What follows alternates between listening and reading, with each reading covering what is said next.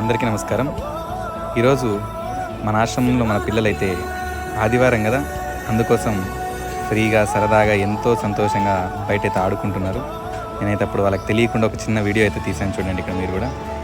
ఈ వీడియో చూసి మీరు కూడా ఆనందపడతారని అయితే అనుకుంటున్నాను.